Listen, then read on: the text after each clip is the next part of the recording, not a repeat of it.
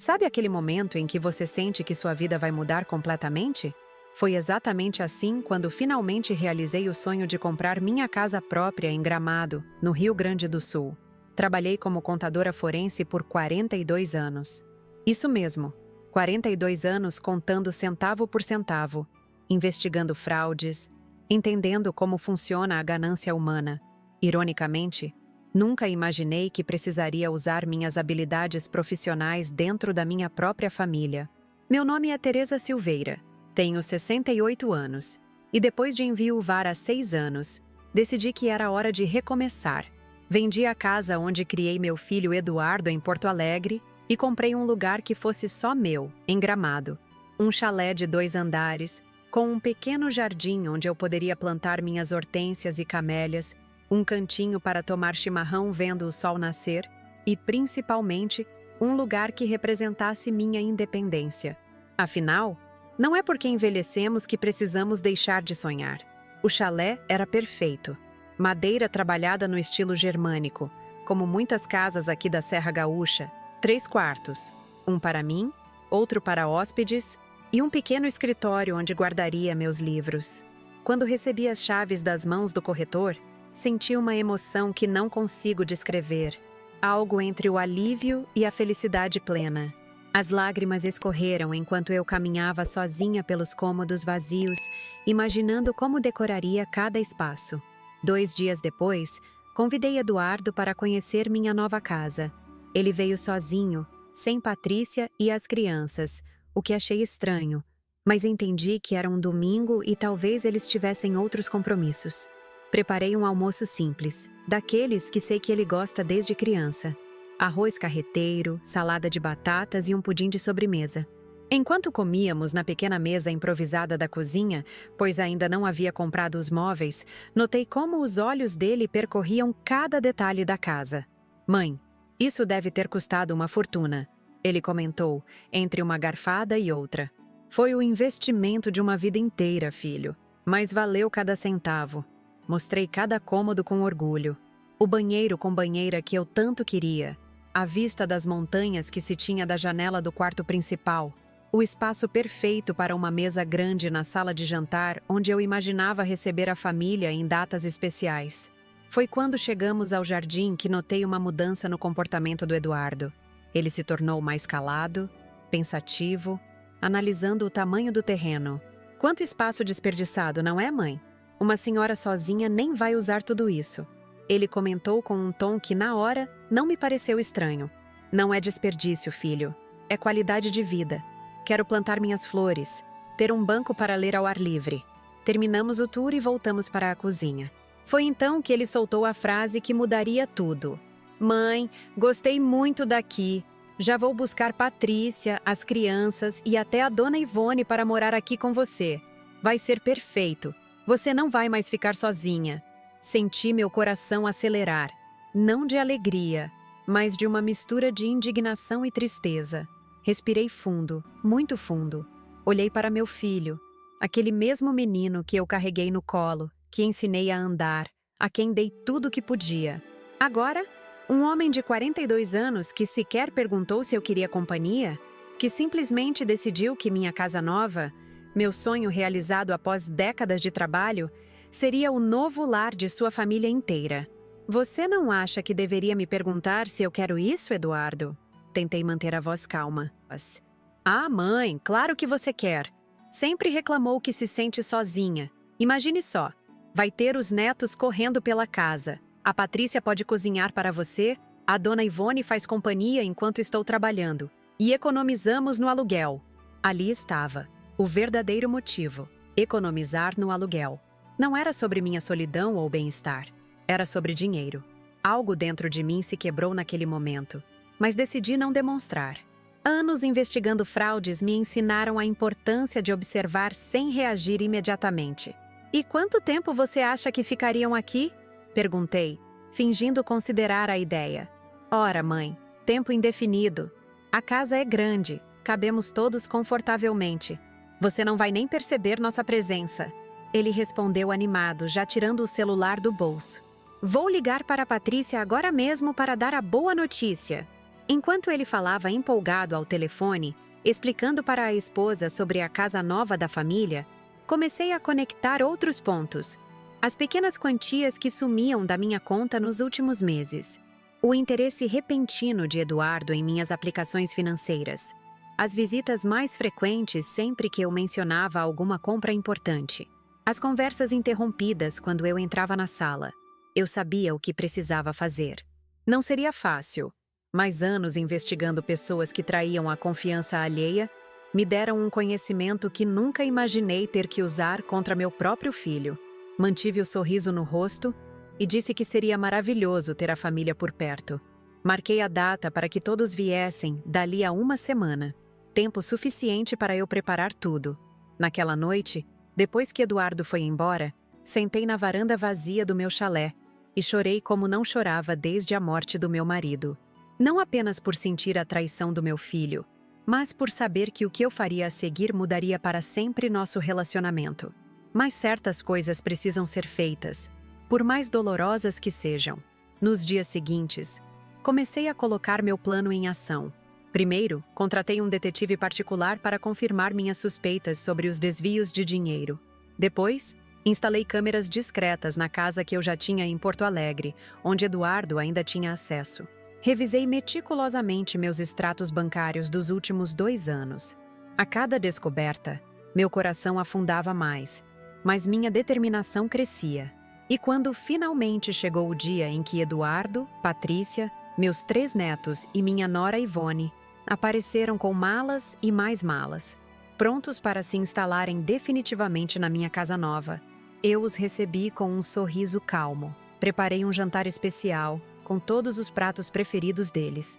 Conversamos amenidades durante a refeição, enquanto Ivone já planejava em voz alta como redecoraríamos a sala e qual quarto ela ocuparia. Antes de nos acomodarmos, tenho uma pequena apresentação sobre a casa nova. Anunciei após a sobremesa, conduzindo todos para a sala onde havia instalado um projetor. Mal sabiam eles que o que eu havia preparado mudaria completamente o rumo daquela noite. Levei todos para a sala e liguei o projetor. Enquanto o aparelho aquecia, notei os olhares ansiosos da minha família. Eduardo sorria, provavelmente imaginando que veria fotos da casa ou plantas de possíveis reformas.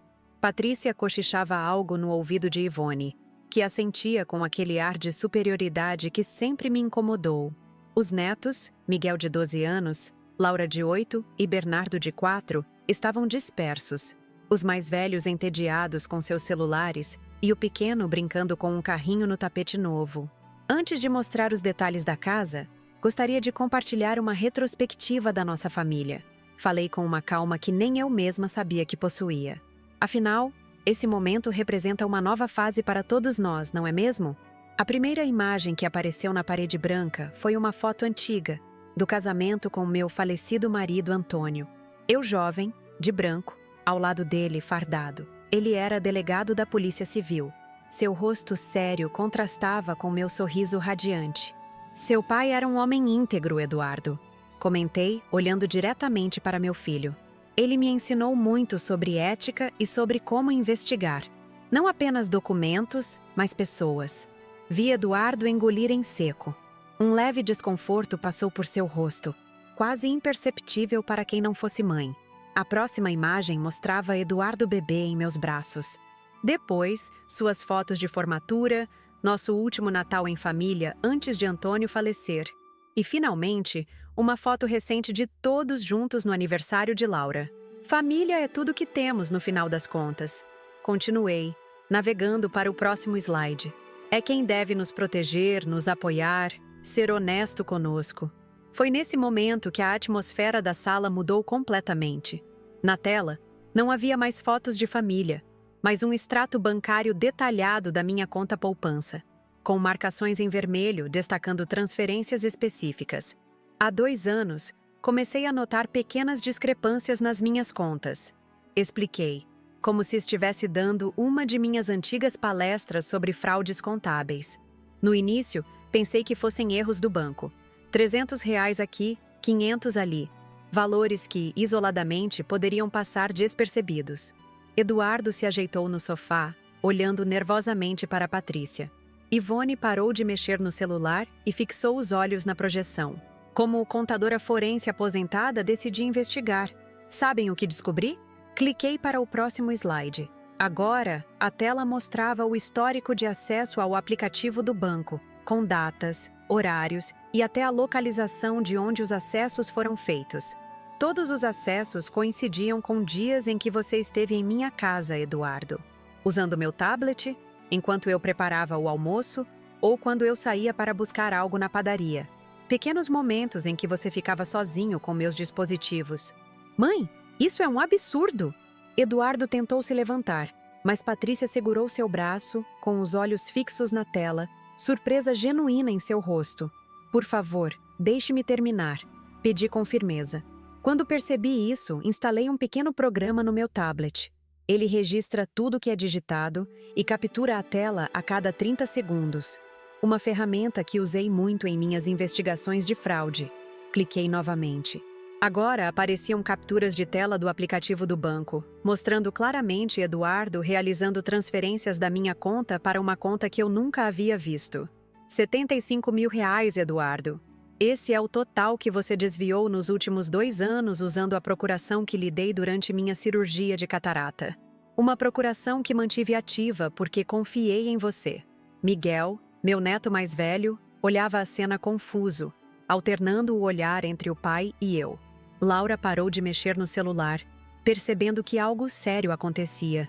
Apenas Bernardo continuava alheio, brincando com seus carrinhos. Mãe, posso explicar? Eduardo começou, seu rosto pálido. Foram empréstimos temporários. Estamos passando por dificuldades. Eu ia devolver tudo. Empréstimos se pedem, filho. Não se roubam. Minha voz falhou, mas continuei. E se fossem apenas os desvios de dinheiro, talvez pudéssemos conversar, encontrar uma solução. Mas tem mais. O próximo slide mostrou capturas de tela de conversas de WhatsApp entre Eduardo e Patrícia. Conversas onde eles discutiam como me convencer a vender minha antiga casa em Porto Alegre e comprar algo maior, onde todos pudessem morar para cuidar da velha. A velha tem mais dinheiro do que precisa. Foi o que você disse, Eduardo. Quando ela não puder mais se virar sozinha, a casa fica para nós.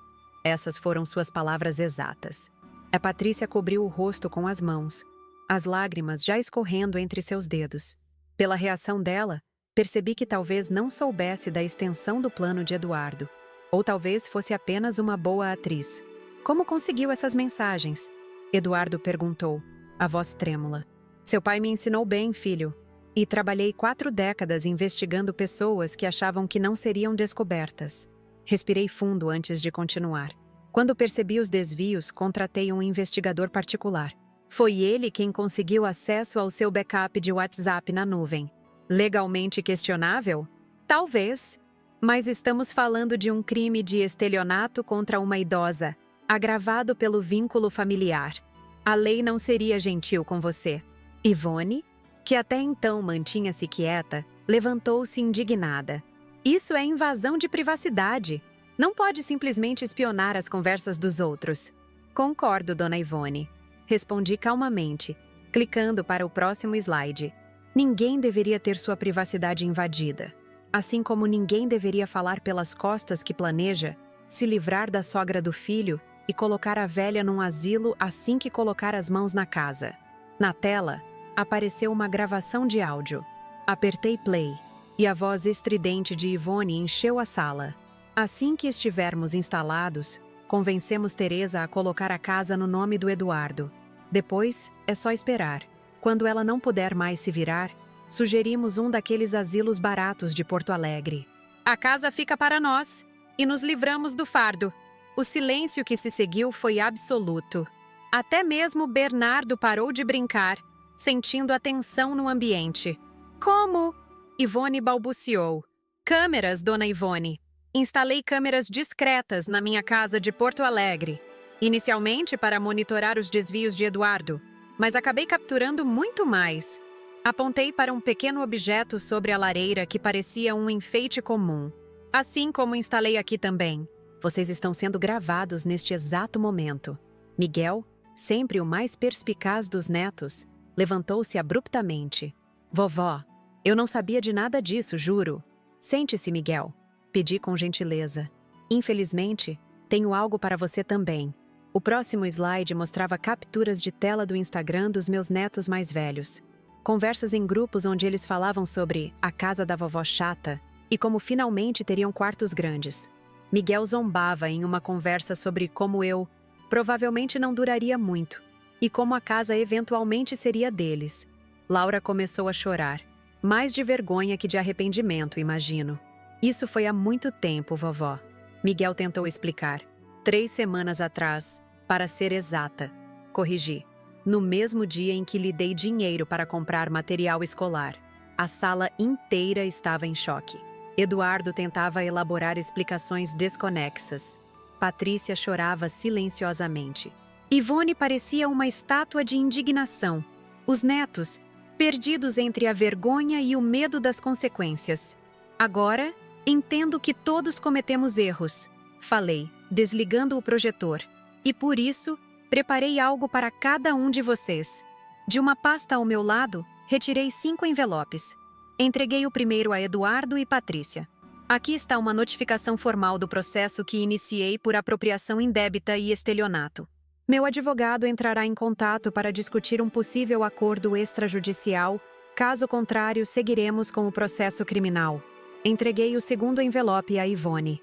Este contém as gravações completas de suas conversas sobre sonegação fiscal da loja de artesanato que a senhora administra. Curioso como a senhora mencionou em detalhes como desvia mercadorias e não declara vendas em dinheiro. A Receita Federal certamente teria interesse nisso.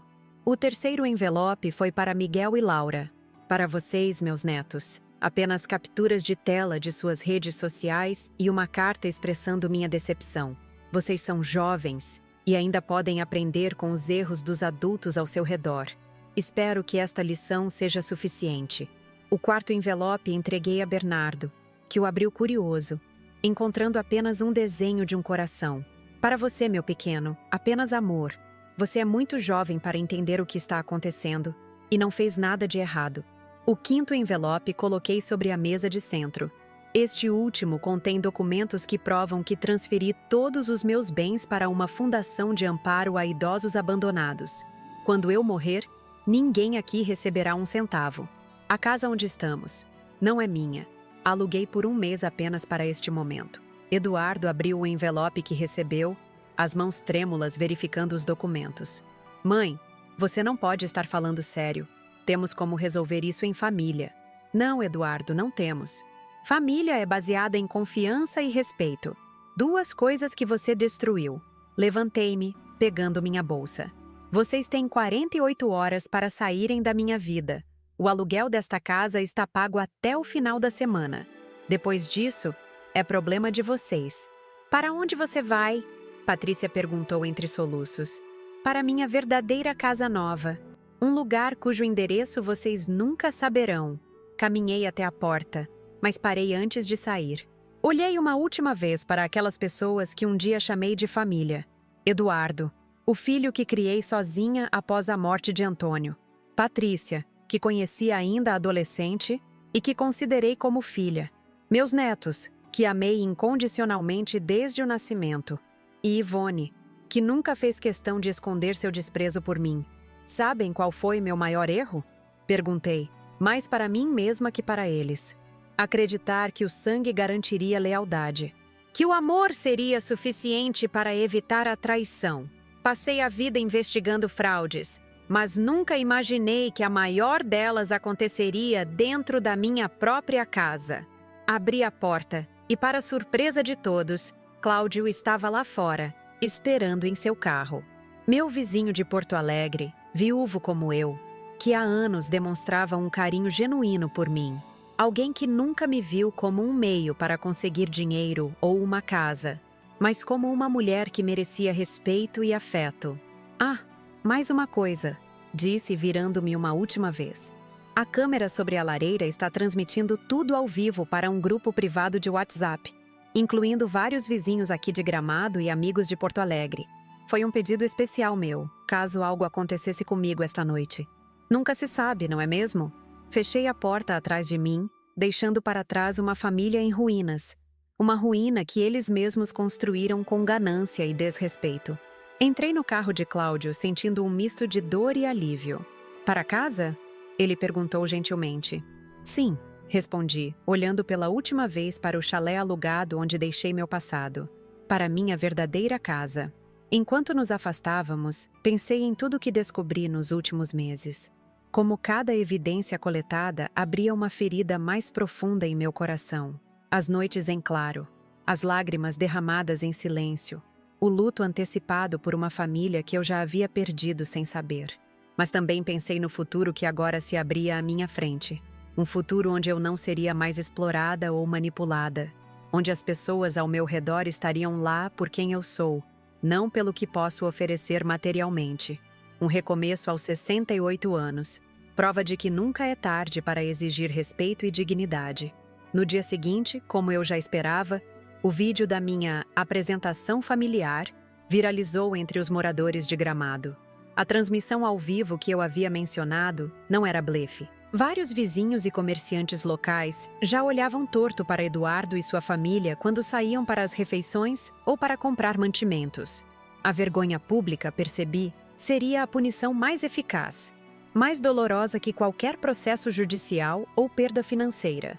Para pessoas que vivem de aparências, como meu filho havia se tornado, não haver onde esconder a face era o pior dos castigos.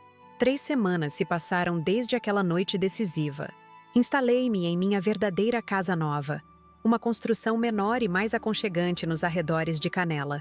O terreno não era tão amplo quanto o do chalé alugado em Gramado, mas tinha um pequeno jardim com vista para um vale coberto de araucárias, exatamente como eu sempre sonhei.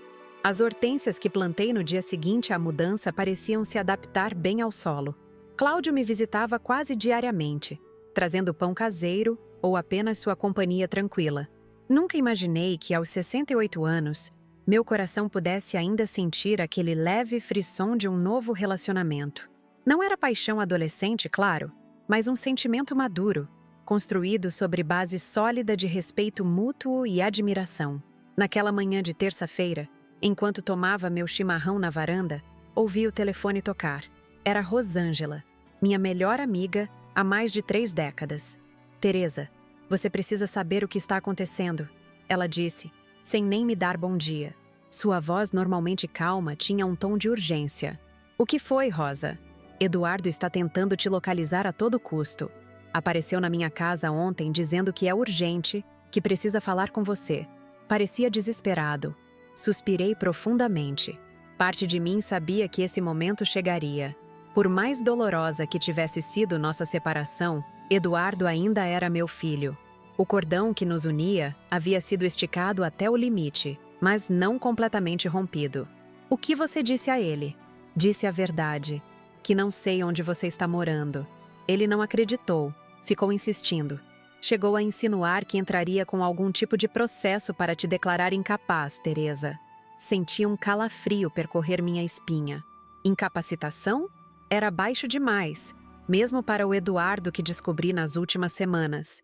Ele não tem base nenhuma para isso, Rosa. Sou perfeitamente capaz. Tenho todas as minhas faculdades mentais. Eu sei disso, mas ele está alegando que você teve um surto psicótico, que está paranoica, inventando histórias sobre ele desviar dinheiro. Disse que tem laudos médicos. Laudos falsificados, você quer dizer. Balancei a cabeça, incrédula com a audácia dele. E Patrícia? Os netos? Estão apoiando essa loucura? Patrícia parece constrangida com tudo. Fica mais afastada. Os netos não vi, mas Ivone está totalmente ao lado dele, alimentando essa história de que você enlouqueceu de repente. Encerrei a ligação prometendo tomar cuidado e agradecendo pelo aviso. Minha mão tremia levemente quando pousei o telefone. Não de medo, mas de indignação. Como Eduardo podia cair ainda mais baixo? Falsificar laudos médicos era crime, além de ser uma traição ainda mais profunda à nossa relação. Liguei imediatamente para meu advogado, Dr. Maurício, que havia me auxiliado na transferência dos bens para a Fundação de Amparo aos Idosos. Expliquei a situação e pedi orientação. Dona Teresa, isso é grave. Mas também é previsível, ele explicou com sua voz pausada. É uma tática comum quando alguém perde acesso a recursos financeiros que acreditava ter direito. A boa notícia é que estamos preparados. Como assim preparados? A senhora se lembra quando insisti para que passasse por uma avaliação psicológica completa antes de fazermos a transferência dos bens? Foi exatamente por isso. Temos um laudo recente, de uma junta médica respeitada, atestando sua plena capacidade mental e emocional. Além disso, todas as suas decisões financeiras dos últimos anos mostram coerência e responsabilidade.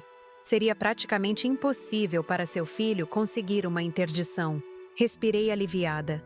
Maurício sempre fora extremamente cauteloso, prevendo movimentos como esse. Mas ainda havia a questão prática. Eduardo estava me procurando ativamente e eventualmente poderia me encontrar. E quanto à minha segurança?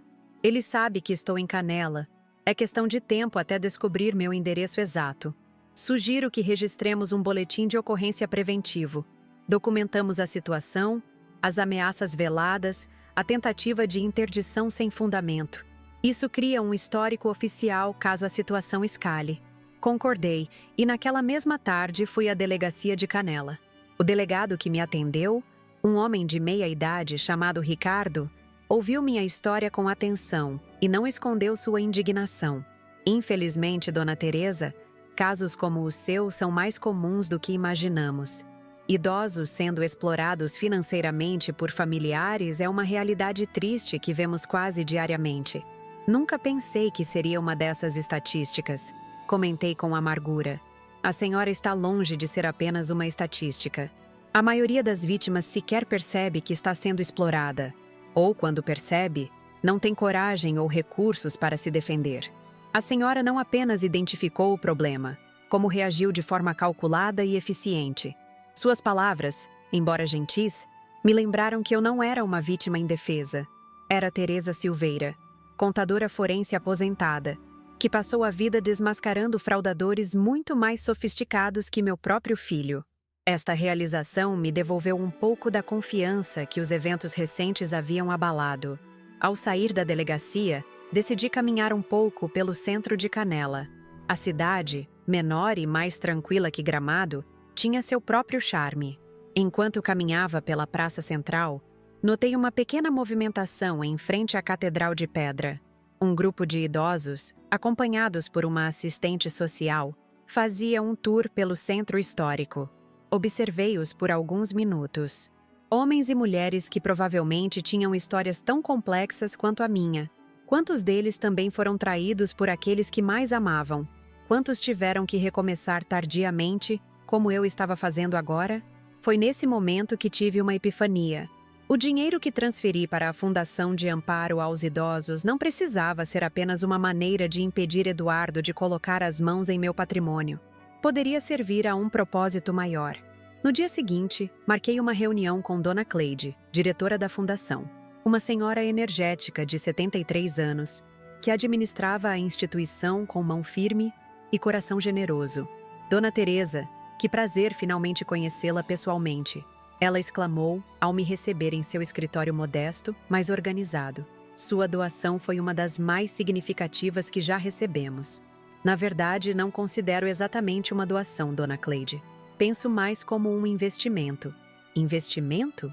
Sim, um investimento em dignidade. E quero ser mais que uma doadora anônima. Quero participar ativamente dos projetos da Fundação. Os olhos dela brilharam com entusiasmo. A senhora tem alguma experiência com trabalho social? Não diretamente, admiti. Mas tenho 42 anos de experiência identificando fraudes financeiras, organizando documentação e entendendo como pessoas mal intencionadas tentam explorar os mais vulneráveis. Acho que essas habilidades podem ser úteis. Expliquei então minha ideia. Criar um programa específico dentro da Fundação para identificar e combater a exploração financeira de idosos por seus próprios familiares. Não apenas um serviço de denúncia, mas um sistema completo de apoio, assistência jurídica, psicológica e até mesmo opções de moradia segura para casos emergenciais. Dona Teresa, Cleide falou depois de me ouvir atentamente. A senhora acaba de descrever um projeto que sonhamos implementar há anos, mas nunca tivemos os recursos ou a expertise necessária. Bem, agora tem ambos, respondi com um sorriso. Nas semanas seguintes, mergulhei no desenvolvimento desse projeto. Trabalhava quase diariamente na sede da Fundação em Canela, ajudando a estruturar o programa que batizamos de Dignidade Prateada, uma referência aos cabelos grisalhos que, como os meus, simbolizavam não apenas idade, mas sabedoria e resistência. Era uma terça-feira chuvosa quando recebi a visita que tanto temia e, de certa forma, esperava. Estava em meu escritório improvisado na fundação, revisando alguns documentos, quando Cleide entrou apressada. Dona Teresa, seu filho está aqui. Diz que precisa falar com a senhora urgentemente. Senti meu coração acelerar, mas mantive a compostura. Ajeitei meus óculos de leitura e respirei fundo. Peça para ele entrar, por favor. Eduardo parecia abatido, mais magro, com olheiras profundas e uma barba por fazer que nunca foi seu estilo. Vestia-se formalmente, como sempre, mas suas roupas pareciam ligeiramente amarrotadas, como se tivessem sido tiradas às pressas de uma mala. Mãe, ele disse, sua voz um misto de alívio e apreensão. Eduardo, respondi com um aceno, indicando a cadeira à minha frente. Sente-se. Ele obedeceu, olhando ao redor do escritório com curiosidade. Então é aqui que a senhora tem estado todo esse tempo? Trabalhando em uma instituição de caridade? Fundação de Amparo aos Idosos, corrigi. E sim, estou trabalhando aqui, desenvolvendo um programa específico para pessoas como eu. Como a senhora? Idosos explorados financeiramente por seus próprios familiares. Ele baixou os olhos, um rubor de vergonha tingindo suas bochechas. Mãe, eu vim pedir desculpas. O que fiz não tem justificativa. Concordo. Não tem. Mas preciso que a senhora entenda. Eu estava desesperado. A agência do banco onde trabalho vai fechar. Estou prestes a perder meu emprego. As dívidas só aumentam. Patrícia perdeu o dela no hospital. Eu entrei em pânico. Olhei para meu filho. Realmente olhei. Lembrei-me dele criança, correndo pelo jardim de nossa antiga casa. Adolescente, orgulhoso com seu primeiro troféu de matemática. Jovem adulto, nervoso em seu casamento, pedindo conselhos ao pai. E agora, um homem de meia idade, quebrado por suas próprias escolhas. Por que não me contou sobre esses problemas, Eduardo? Por que preferiu roubar sua própria mãe a pedir ajuda abertamente? Vergonha, ele respondeu simplesmente. Como eu poderia admitir para a senhora, uma profissional tão bem-sucedida, que eu havia fracassado, que não conseguia sustentar minha própria família? E achou que me roubar e planejar tomar minha casa era uma solução melhor? Não, As coisas foram se acumulando. Uma decisão errada levando a outra ainda pior. Quando percebi, estava afundado demais para voltar atrás. Ficamos em silêncio por alguns momentos. Pela janela do escritório, via-se a chuva fina caindo sobre os jardins da fundação, onde alguns idosos, protegidos por uma cobertura, jogavam dominó e conversavam animadamente. Como estão Patrícia e as crianças? Perguntei finalmente. Patrícia pediu o divórcio. Ele respondeu, a voz embargada. Disse que não consegue mais olhar para mim depois do que fiz à senhora. Está morando com a mãe e levou as crianças. Senti uma pontada de dor. Não por Eduardo, mas pelos meus netos. Crianças que, apesar de seus erros recentes, eu ainda amava profundamente. E quanto ao processo de interdição que você planejava contra mim? Ele pareceu genuinamente surpreso. Interdição? Nunca planejei nada disso. Quem lhe disse isso? Rosângela. Você foi à casa dela, não foi? Disse que eu tinha enlouquecido, que tinha laudos médicos. Não, mãe. Fui à casa dela, sim, desesperado para encontrá-la. Mas nunca falei em interdição ou laudos médicos. Só queria uma chance de me explicar, de pedir perdão. Franzi o senho, confusa. Ou Rosângela havia entendido muito errado a visita de Eduardo, ou... Ivone, murmurei, as peças se encaixando. Foi Ivone quem visitou Rosângela depois, não foi? Apresentando-se em seu nome? Eduardo assentiu lentamente. Provavelmente. Ela está bem transtornada com tudo isso. A exposição pública em Gramado a afetou profundamente. Perdeu clientes da loja. Está sendo investigada pela Receita. Culpa a senhora por tudo. Ela se culpa por tudo, você quer dizer. Corrigi. Suas próprias ações a colocaram nessa situação. Mais alguns instantes de silêncio pesado. Lá fora, a chuva intensificou-se, tamborilando contra o telhado com mais força. O que vai acontecer agora, mãe? Com o processo, a denúncia... O processo seguirá seu curso, Eduardo. O que você fez foi crime e terá que enfrentar as consequências legais. No entanto, fiz uma pausa, medindo minhas próximas palavras. Há uma possibilidade de acordo. Meu advogado mencionou que, se você cooperar totalmente, admitir o desvio de recursos e comprometer-se a restituir os valores, mesmo que gradualmente, poderíamos buscar uma solução que evite a prisão. Seus olhos se encheram de lágrimas. Eu faria qualquer coisa para consertar isso, mãe. Qualquer coisa. Começa reconhecendo completamente seus erros, Eduardo. Sem desculpas, sem justificativas. Apenas a verdade nua e crua. Ele assentiu, enxugando as lágrimas com as costas da mão. E quanto a nós? Nossa família? Suspirei profundamente.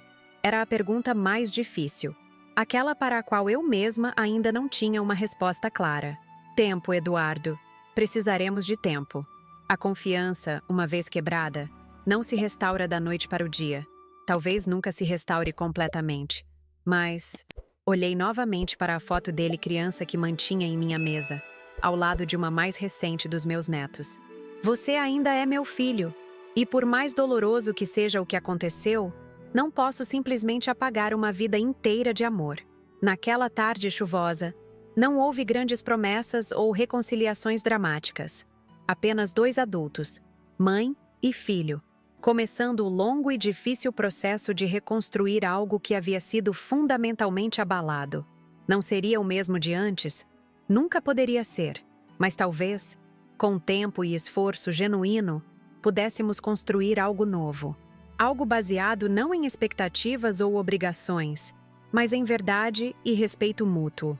Quando Eduardo finalmente se foi, fiquei sozinha em meu escritório, observando a chuva diminuir gradualmente até se tornar apenas uma garoa fina. Pensei em como a vida raramente nos dá finais perfeitos ou resoluções completas.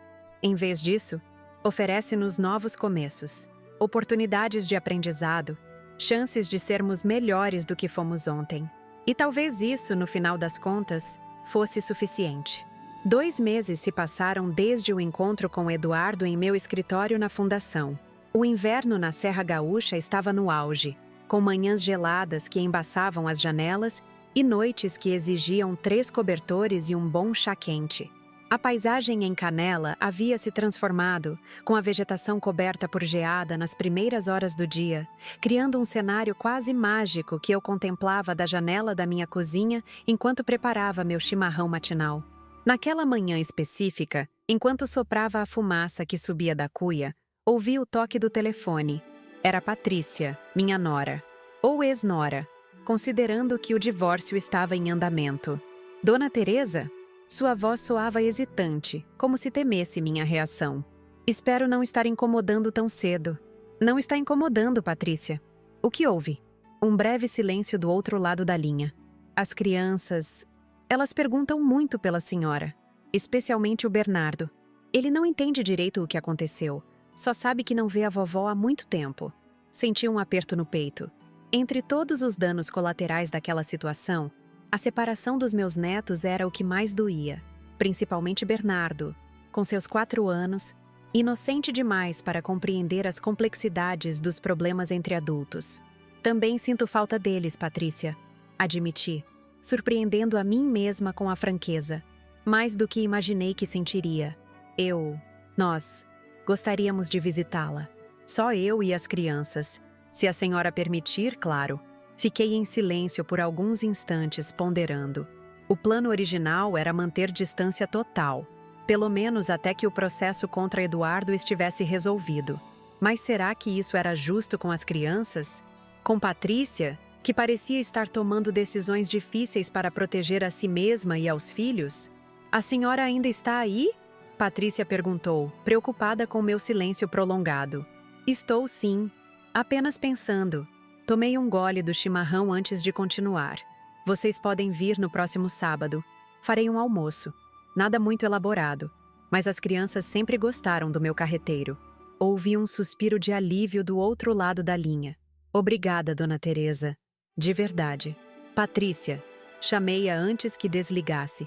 Eduardo sabe dessa ligação? Outro silêncio, mais tenso dessa vez. Não. E prefiro que continue assim, se a senhora não se importar. As coisas estão complicadas. Entendo.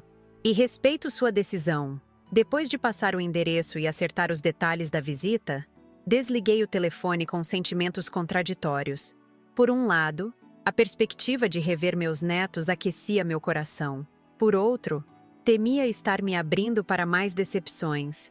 As feridas ainda estavam muito recentes, a confiança quebrada demais.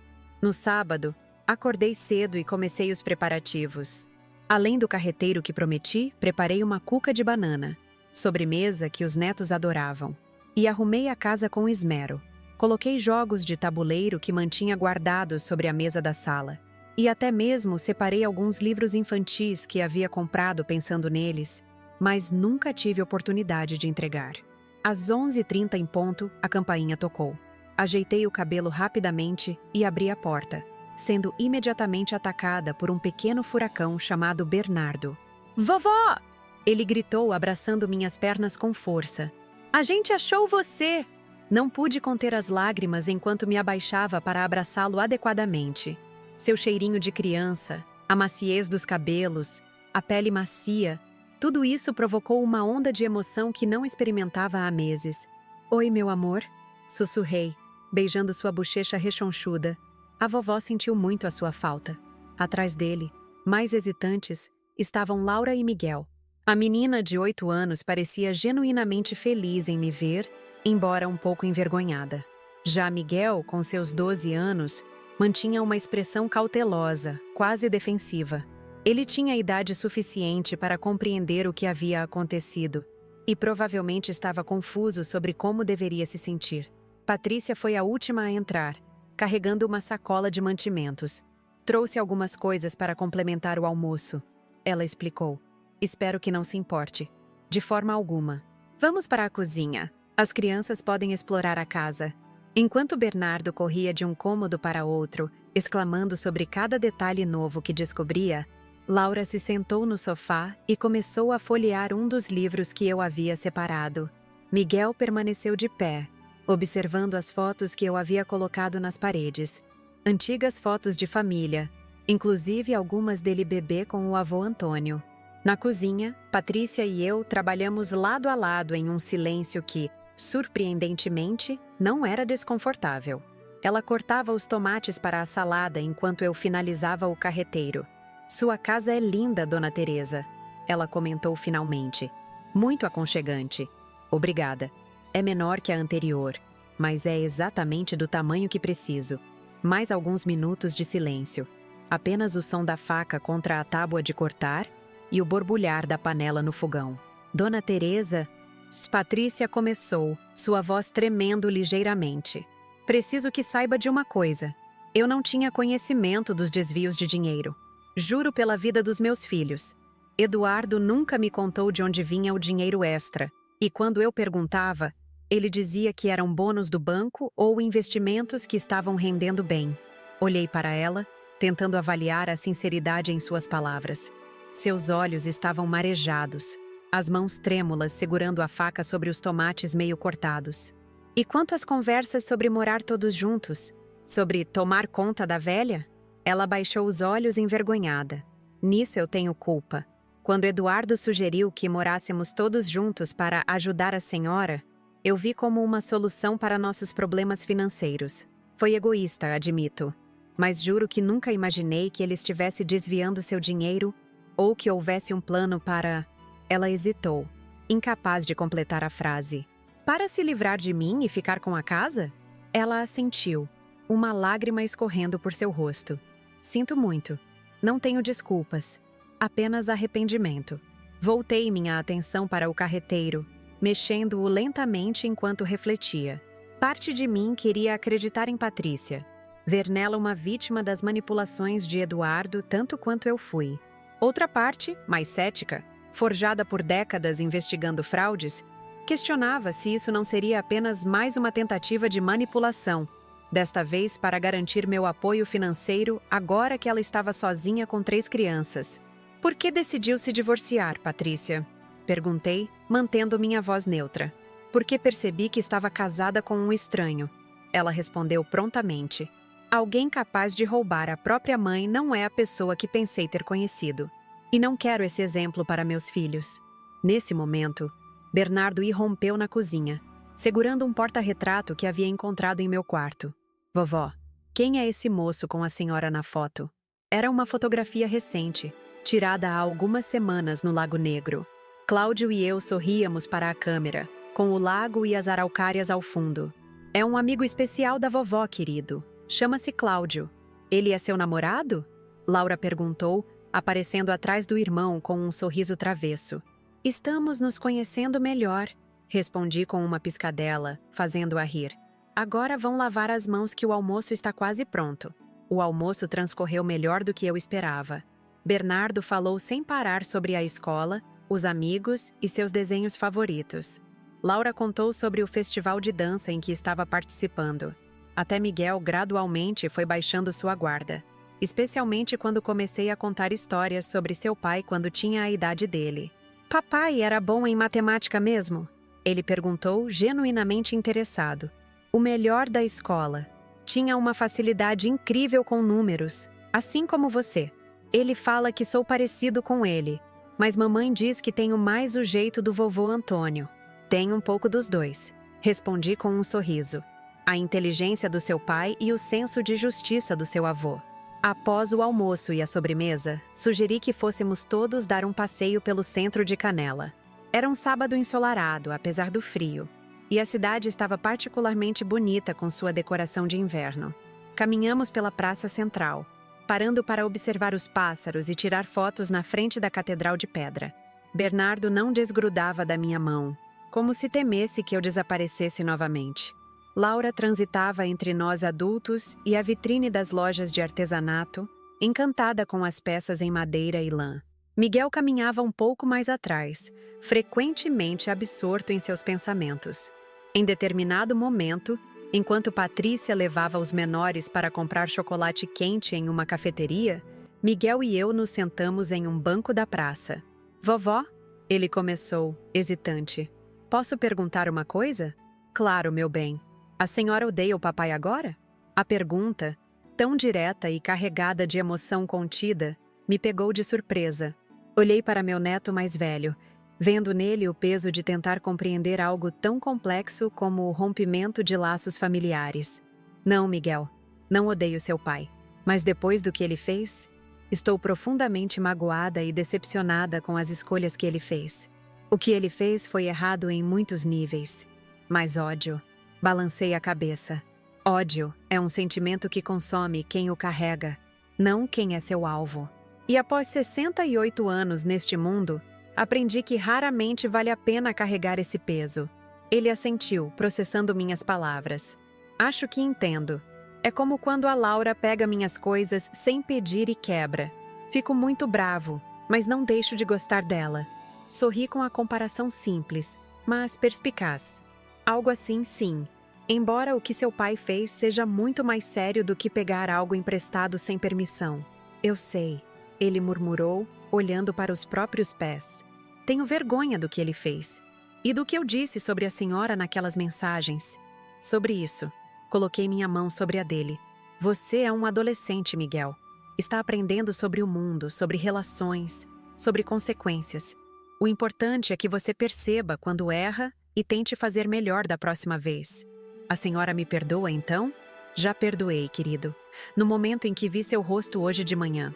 A tarde passou rapidamente, e logo era hora de voltarem para Porto Alegre. Patrícia tinha que trabalhar no domingo. Havia conseguido um emprego temporário como enfermeira em uma clínica, e as crianças tinham escola na segunda. Na despedida, Bernardo chorou, agarrando-se às minhas pernas e pedindo para ficar só mais um pouquinho. Laura me abraçou longamente, sussurrando um "Te amo, vovó", que aqueceu meu coração. Miguel, sempre mais contido, me surpreendeu com um abraço forte e demorado. Podemos voltar no próximo final de semana? Ele perguntou, olhando-me com olhos esperançosos. Sempre que quiserem, meu amor. Esta porta estará sempre aberta para vocês três. Enquanto observava o carro se afastar, com as crianças acenando pela janela traseira, senti uma mistura de emoções. Alegria pelo reencontro, tristeza pela separação, esperança pelo futuro e uma pontada de dor pelo que ficou no passado. Voltei para casa, para o silêncio que agora parecia mais vazio depois de um dia de vozes infantis e risadas. Sentei-me na varanda com uma xícara de chá, observando o sol começar a se pôr atrás das araucárias. Meu telefone tocou. Era Cláudio. Como foi o encontro com seus netos? Ele perguntou, sua voz transmitindo genuíno interesse. Melhor do que eu esperava. E mais difícil também, de certa forma. Mais difícil como? É complicado manter as fronteiras que estabeleci. Ver as crianças me faz querer perdoar tudo, deixar o passado para trás, fingir que nada aconteceu, mas sei que não posso, não devo. Não se trata de perdoar ou não, Teresa. Trata-se de proteger-se, de estabelecer limites saudáveis. Você pode amar seus netos, até mesmo eventualmente reconstruir algum tipo de relação com seu filho, sem abrir mão da sua segurança emocional e financeira. Sorri com suas palavras. Cláudio sempre tinha essa capacidade de simplificar questões complexas, de encontrar clareza onde eu só via confusão. Você tem razão, como sempre. Não sempre. Apenas nos dias terminados em feira. Ele brincou, fazendo-me rir. Gostaria de jantar aqui hoje? Sobrou o carreteiro e a cuca de banana da Patrícia ficou surpreendentemente boa. Estarei aí em meia hora. Enquanto esperava por Cláudio, refleti sobre como a vida dá voltas inesperadas. Há 4 meses, eu estava prestes a me mudar para uma casa que comprara em Gramado, animada com a perspectiva de uma aposentadoria tranquila. Então, descobri a traição do meu filho. Confrontei minha família. Cortei laços que pensei que seriam permanentes e iniciei um novo capítulo em Canela. Agora, estava lentamente reconstruindo algumas dessas conexões, mas em novos termos, em termos que me respeitavam como pessoa, não apenas como a mãe, a avó ou a sogra. Havia dor nesse processo, claro, mas também havia uma libertação, uma afirmação de meu próprio valor que talvez eu nunca tivesse experimentado se as coisas tivessem seguido seu curso original. O projeto na fundação estava crescendo rapidamente. Em apenas 2 meses, já havíamos identificado dezenas de casos similares ao meu em toda a região serrana. Idosos explorados por filhos, netos, sobrinhos. Pessoas que trabalharam a vida inteira apenas para ver seus recursos drenados por aqueles que deveriam protegê-los. Com minha experiência em investigação financeira e o suporte jurídico que conseguimos organizar, estávamos fazendo a diferença na vida dessas pessoas. E quanto a Eduardo? O processo seguia seu curso. Ele havia admitido os desvios, aceitado os termos do acordo proposto por meu advogado e começado a restituir os valores, mesmo que em pequenas parcelas mensais. Não nos falávamos diretamente ainda. A ferida era recente demais, mas, através de Patrícia, eu sabia que ele estava em terapia, buscando entender o que o levou a trair sua própria mãe. Talvez algum dia pudéssemos reconstruir algum tipo de relacionamento. Não o mesmo de antes, isso seria impossível, mas algo novo, baseado em honestidade e respeito mútuo. O tempo diria. A campainha tocou, anunciando a chegada de Cláudio. Levantei-me, sentindo uma leveza que não esperava depois de um dia tão emocionalmente intenso. Havia aprendido que, mesmo aos 68 anos, a vida ainda podia surpreender. Ainda havia capítulos a serem escritos, histórias a serem vividas. E eu estava pronta para viver cada uma delas em meus próprios termos. 6 meses se passaram desde aquele primeiro reencontro com meus netos. O inverno rigoroso da Serra Gaúcha deu lugar à primavera, e meu pequeno jardim em Canela explodiu em cores. As hortênsias que plantei finalmente floresceram, junto com camélias e azaleias que escolhi cuidadosamente para o solo da região. Cada flor que desabrochava parecia simbolizar um novo começo, uma pequena vitória sobre o passado. Naquela manhã ensolarada de setembro, estava arrumando a casa para mais uma visita dos meus netos. Agora, Eles vinham a cada 2 semanas. Uma rotina que trouxe de volta à minha vida a alegria que apenas vozes infantis podem proporcionar. Bernardo, com quase 5 anos agora, já tinha seu próprio quartinho em minha casa. Um espaço pequeno, mas decorado com dinossauros e super-heróis, seus temas favoritos. Laura e Miguel dividiam o quarto de hóspedes, embora Miguel, entrando na adolescência, já começasse a reivindicar seu próprio espaço. O telefone tocou enquanto eu arrumava as camas. Era Cláudio. Bom dia, Teresa! Pronta para o fim de semana com a criançada? Quase tudo pronto. Só faltam os ingredientes para os cookies que prometi fazer com a Laura. Quer que eu passe no mercado e leve? Estou saindo de casa agora. Seria ótimo. Pode trazer chocolate em gotas, farinha e manteiga? Considere feito. Chego em 1 hora mais ou menos. Desliguei o telefone com um sorriso. Em 6 meses, Cláudio havia se tornado uma presença constante em minha vida. Não morávamos juntos. Cada um valorizava sua independência conquistada após anos de casamento. Mas passávamos a maior parte dos dias juntos. E, para minha surpresa, ele se dava incrivelmente bem com meus netos, especialmente com Miguel, que encontrou nele um mentor para seus projetos de ciências. Terminei de arrumar as camas e fui para a cozinha preparar o almoço. Decidi fazer lasanha, o prato preferido de todos. Enquanto cortava os legumes para o molho, refleti sobre como minha vida havia mudado no último ano. O projeto Dignidade Prateada, na Fundação, havia crescido além das expectativas iniciais. O que começou como uma iniciativa local em Canela e Gramado, agora atendia idosos em toda a região serrana do Rio Grande do Sul. Havíamos conseguido apoio de empresas locais, da prefeitura e até uma pequena verba federal para ampliar o alcance. Na semana anterior, demos uma entrevista para o jornal local, e a história do projeto, e minha história pessoal, que serviu de inspiração, seria publicada na edição de domingo. Muitos questionaram minha decisão de expor publicamente minha experiência. Não tem vergonha de mostrar que foi enganada pelo próprio filho? Perguntavam. Mas para mim, a vergonha não era minha, era de quem praticou o ato. E se minha história pudesse ajudar outros idosos a reconhecerem sinais de exploração financeira e buscarem ajuda, valeria a exposição. Estava tão absorta nesses pensamentos que mal ouvi a campainha. Quando finalmente registrei o som insistente, limpei as mãos no avental e fui atender, imaginando que fosse Cláudio chegando mais cedo que o previsto. Mas não era Cláudio. Era Eduardo. Meu filho estava parado na minha porta, mais magro do que da última vez que o vi, porém com aparência mais saudável. Tinha feito a barba, cortado o cabelo e vestia roupas simples, mas arrumadas. Em suas mãos, um buquê de lírios, minhas flores favoritas. Mãe, ele disse simplesmente, sua voz tremendo ligeiramente. Fiquei paralisada por um momento, minha mente processando a surpresa. Nos últimos 6 meses, toda nossa comunicação havia sido indireta, através de Patrícia ou dos advogados. Ele não sabia meu endereço exato. Um acordo que fiz com Patrícia para manter uma barreira de segurança. Ou pelo menos, era o que eu pensava. Eduardo? Respondi finalmente, minha voz mais controlada do que esperava. Como soube onde moro? Miguel me contou, ele admitiu. Não o culpe, por favor. Implorei a ele.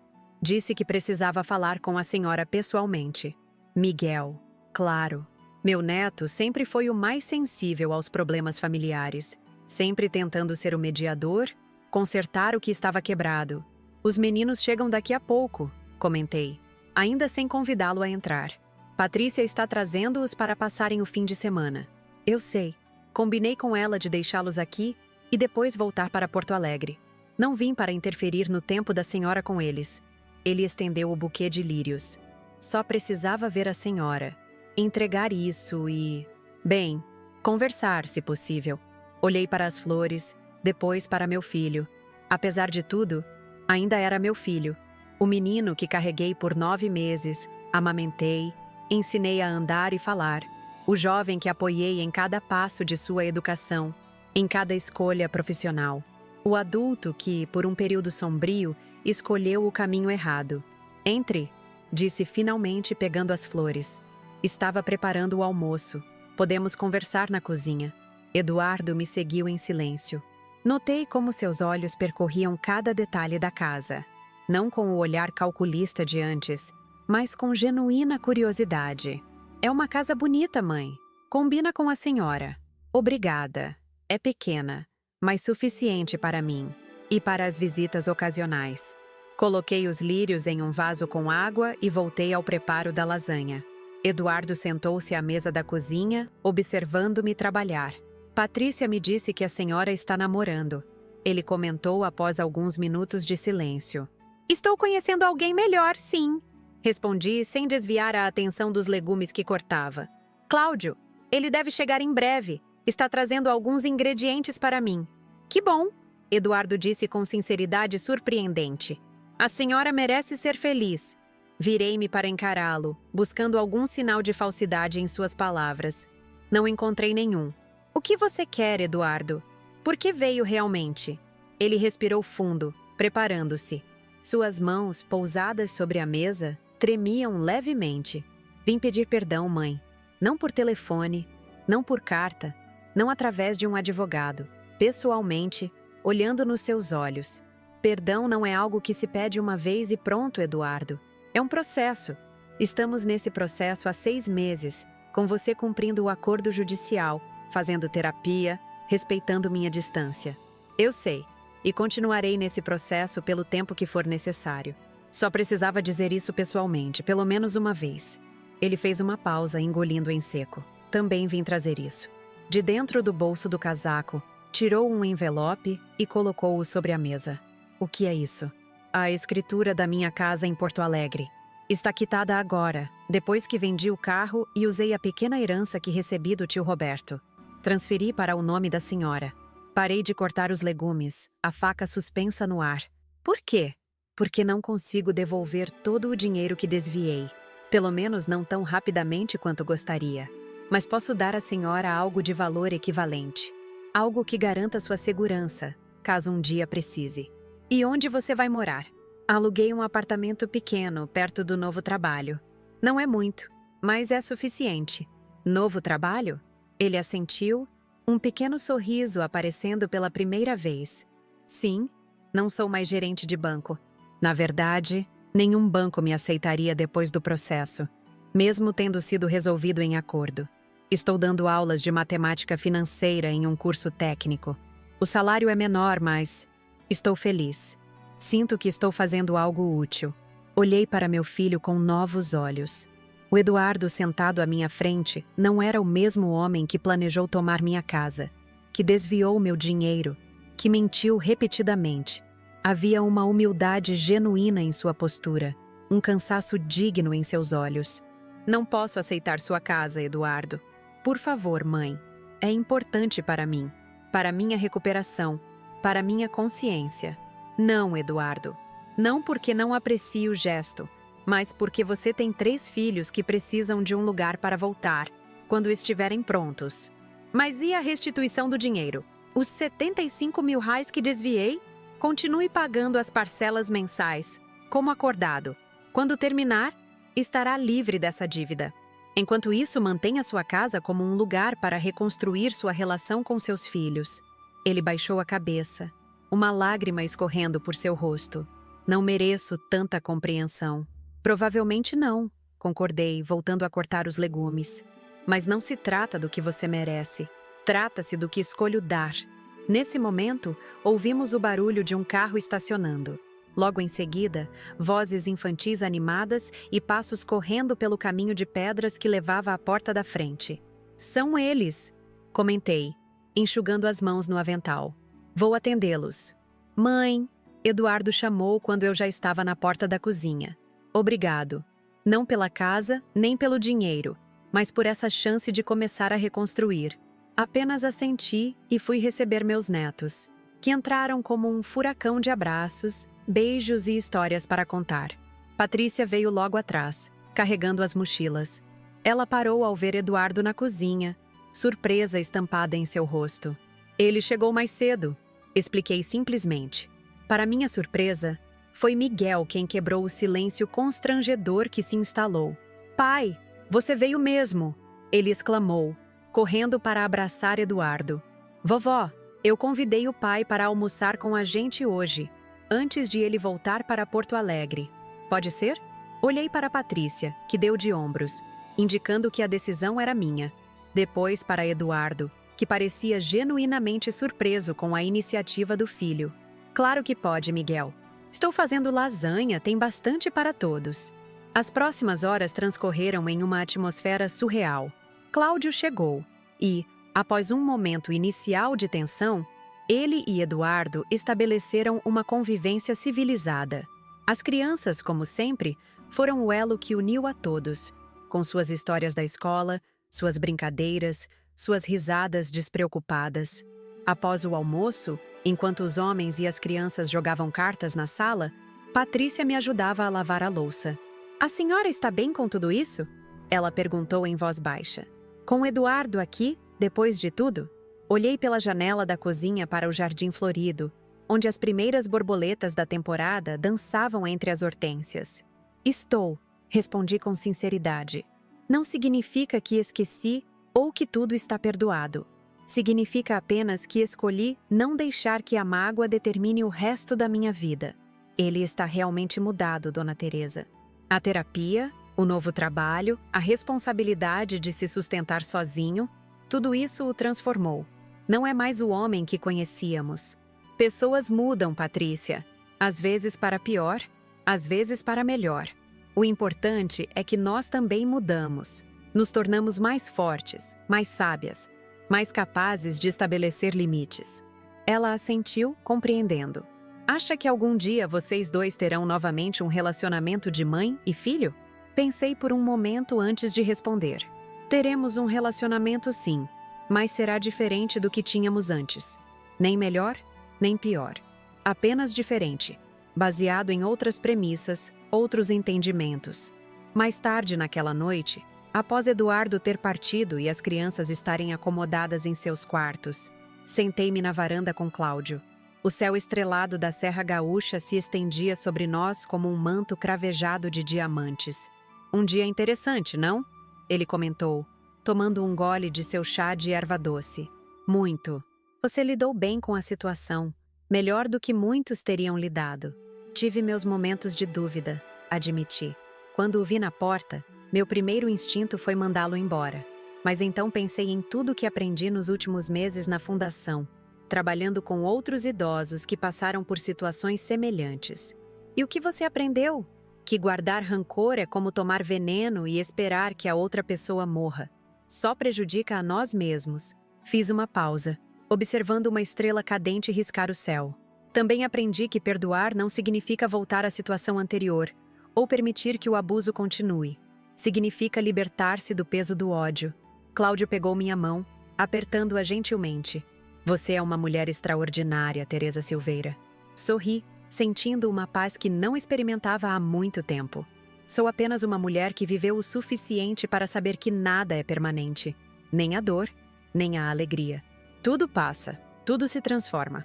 A única coisa que podemos controlar é como respondemos a essas transformações." Naquela noite, deitada em minha cama, refleti sobre a jornada que me trouxe até ali.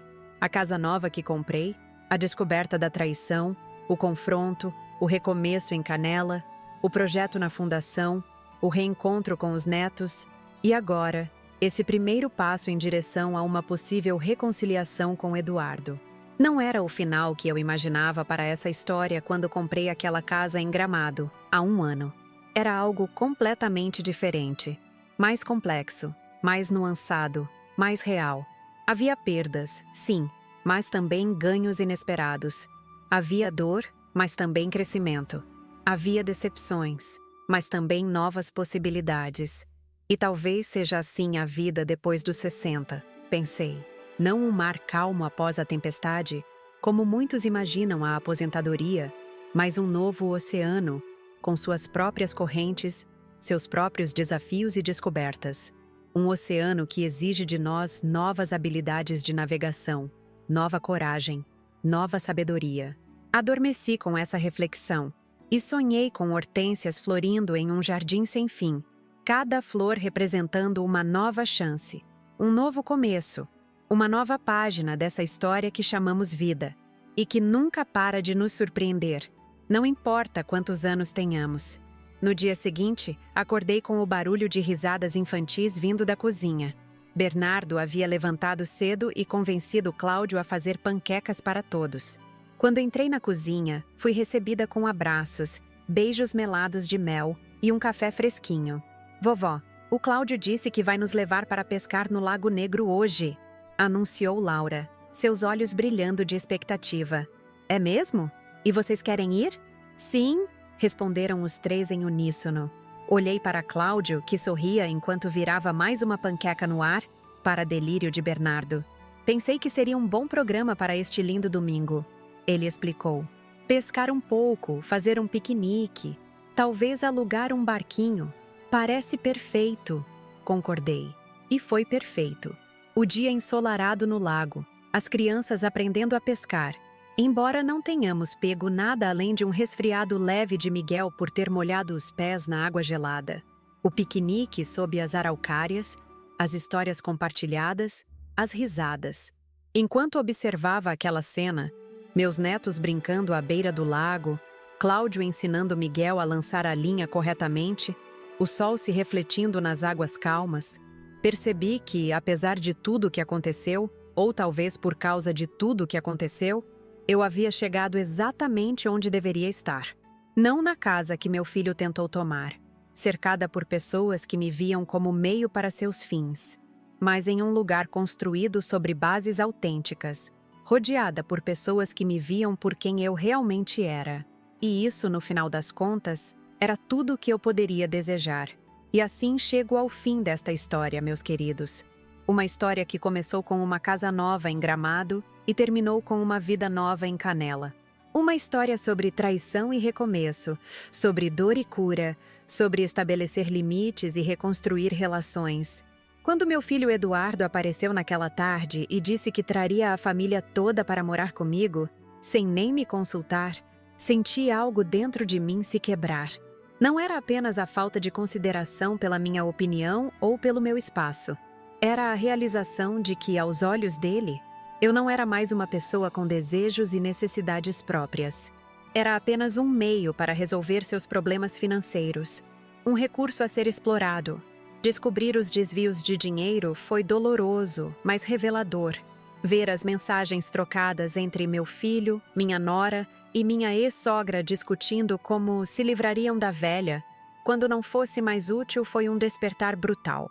Até mesmo meus netos, ainda crianças, já haviam sido contaminados por essa visão utilitária da vovó chata.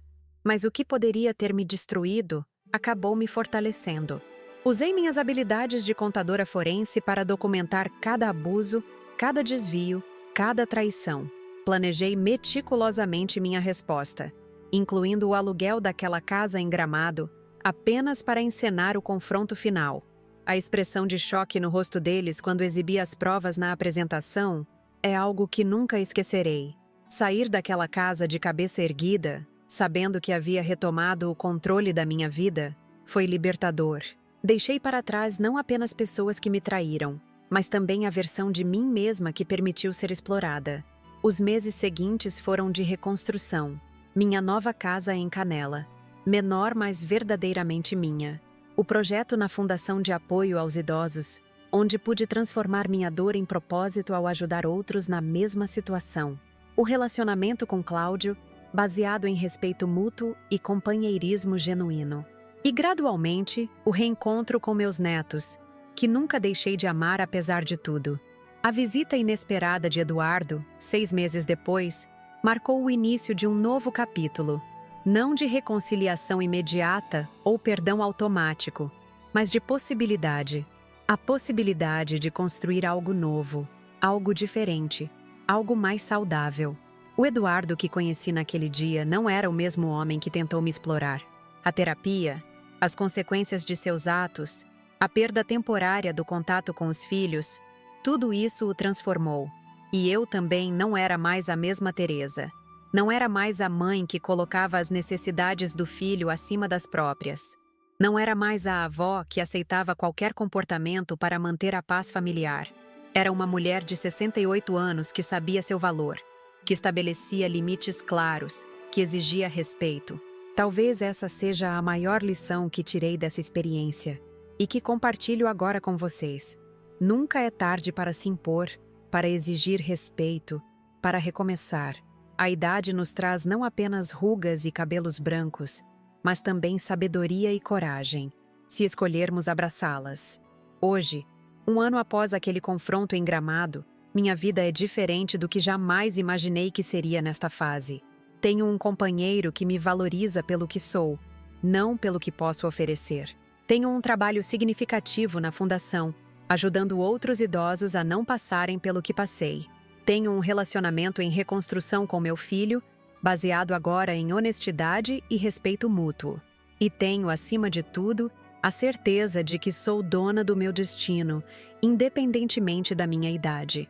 E você, que me acompanhou até aqui, também tem esse poder.